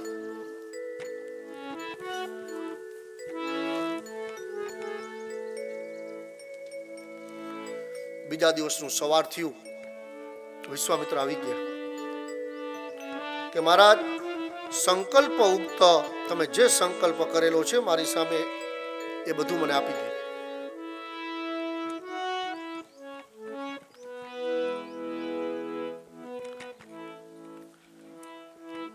સીધું અર્પણ કરી દીધું.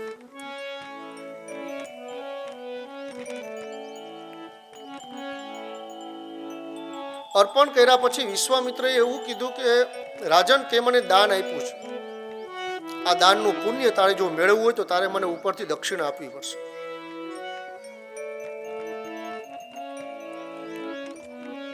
હવે રાજા મૂંઝાણા કે આને દક્ષિણામાં મારે શું આપવું? મારે ઘરે કંઈ છે નહીં. હવે જે હતું એ સર્વસ્વ મેં એને આપી જ દીધું છે.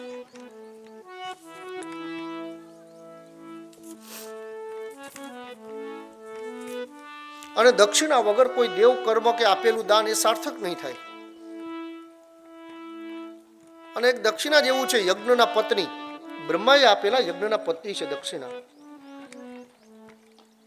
કે જેવું કર્મ પૂરું થયું એ તત્કાલ દક્ષિણા દાન આપી દેવું, તો યજ્ઞનું ફળ એ સંપૂર્ણ રીતે આપણે પ્રાપ્ત થાય. પારસ્પરિક આંતરિક આપણા જે સંબંધો હોય એ સંબંધોને થોડી વાર એક બાજુ મૂકી દેવા. શાસ્ત્રોની અંદર એવું લખેલું છે કે એક, કેમ કે તમે જે સંકલ્પ કરશો કે આ દ્રવ્ય એ યજ્ઞ નિમિત્તનું છે, આ દક્ષિણા માટેનું છે, સંકલ્પ દેવતાઓની સામે તમે જલ મૂકશો, પછી એ જલ મુકાવનાર બ્રાહ્મણ છે, ભૂદેવ છે, એ દ્રવ્ય એનું થઈ ગયું. એનું દ્રવ્ય તમે 24 કલાક તમારા ઘરમાં રાખશો તો કેટલું ઘણું દ્રવ્ય તમે ચૂકવશો તોય તમે દોષમાંથી નહીં છૂટો. આ બધું હરિશ્ચંદ્ર જાણતા હતા કે દક્ષિણાનું કેટલું મહત્વ છે.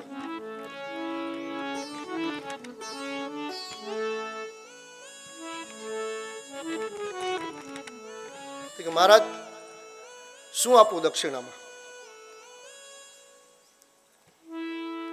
કે રાજન બધું યોગ્ય છે, હવે 2.5 ભાર સોનું જોઈએ છે દક્ષિણામાં, જે હવે શક્ય નતું.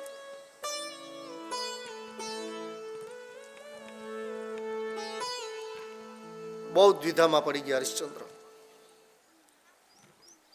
કે મારા દોષ વગર મને ખાલી 1 મહિનાનો સમય આપો. તમે પરિસ્થિતિ સંજોગો તમે જોવ છો કે હું અયોધ્યામાં મહેલમાં ઊભો જ, પણ હવે તમારા મહેલમાં હું ઊભો છું.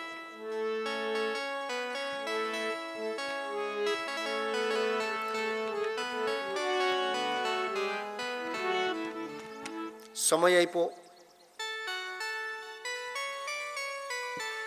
પોતાના પત્ની અને પુત્ર રોહિતને સાથે લઈ અને અયોધ્યાથી ચાલી અને કાશીની ભૂમિની અંદર ગયા.